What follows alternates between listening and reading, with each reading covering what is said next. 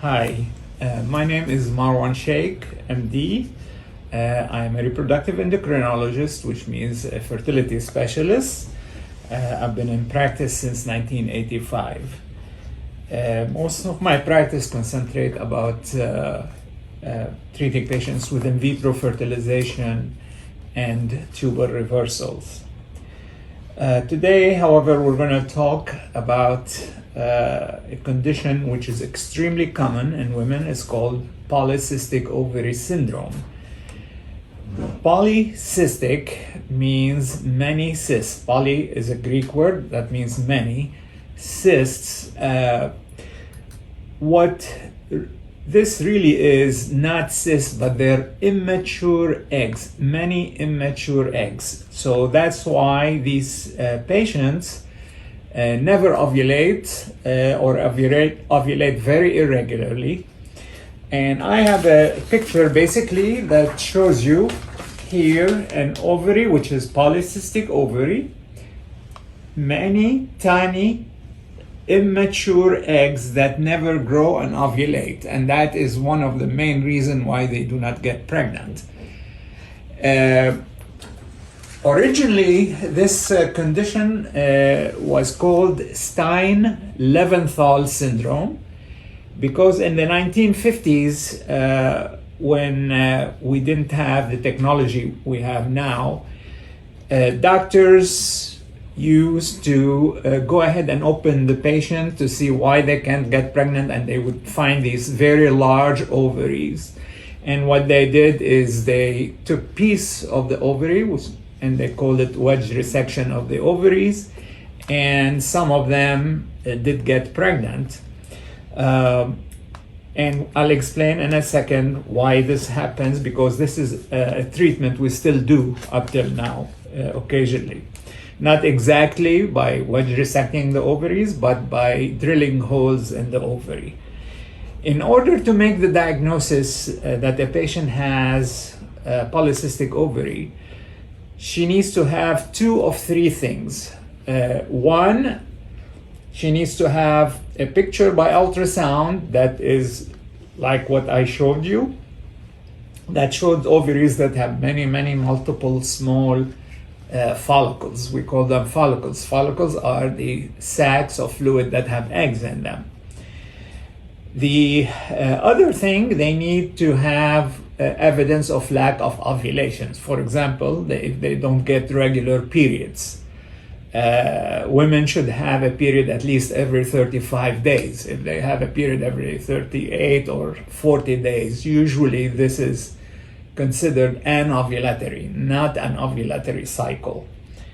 And the third thing that they should have is increased level of male hormones, either by the blood or by physical exam. They have evidence of increased male hormone like facial hair or male body type hair growth, and that will confirm the diagnosis of polycystic ovary syndrome. The reason we call it a syndrome is because we don't know really what causes it. We know it is common for girls of women who have polycystic ovaries to have polycystic ovaries. They're almost 5 times as much at risk for having polycystic ovary, but the exact genetic inheritance type or way is not really known. The other thing that is important to know about polycystic ovary is a lot of times it is associated with metabolic changes.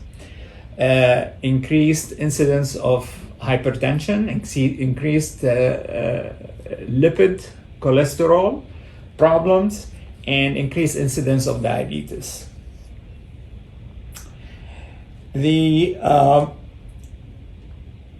Because of the lack of ovulation, some of these patients have problem with precancerous changes in the lining of the uterus. So that it is very important to make sure these patients have regular withdrawal bleeding, so that the lining of the uterus is not exposed continuously to growth hormones such as estrogens. How do we treat these patients? Obviously, if the main reason is anovulation, then you have to make them ovulate. And we can make them ovulate by medications such as Clomid or letrozole. Lately, we have found out that letrozole is a better method of treatment for these patients than Clomid, which we used for a long time, especially in the obese patients. In the skinny patients, skinny polycystic ovary patients, it may not make that much difference. But in general, we prefer letrozole.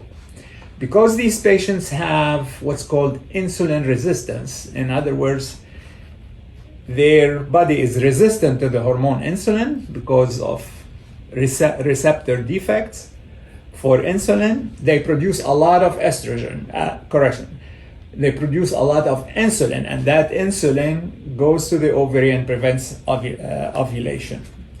And the other treatment besides the letrozole would be to give them the hormone FSH injection, follicle stimulating hormone injection. That's the hormone like our own body produces. We just give more of it so that we can induce egg growth, period.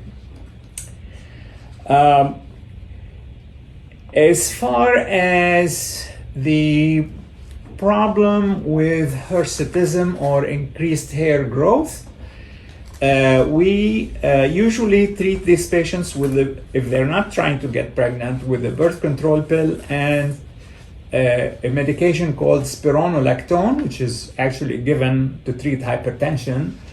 The spironolactone acts on the skin cells and prevent the male hormone testosterone of being changed into a very potent male hormone and hence improve the problem with hair. There is also some facial cream called Vaniqua, which can help very much with facial hair growth. Of course, you can use things like laser treatments to take care of that also. The final thing that I'm going to say is going back to the wedge resection of ovaries, cutting part of the ovary. That is an effective method if patients do not want to take fertility injections, because we can go with the laser and drill holes in the ovaries. And by doing that, we are decreasing the male hormone produced by the ovaries and improve ovulation and get a reasonably good chance of pregnancy with that. The bottom line is what really would help these patients, especially the obese polycystic ovary patients, is to lose weight. If they can lose between 3 and 5%, that helps a lot in terms of inducing ovulation, and sometimes they start ovulating on their own and their whole condition improves. Thank you for listening.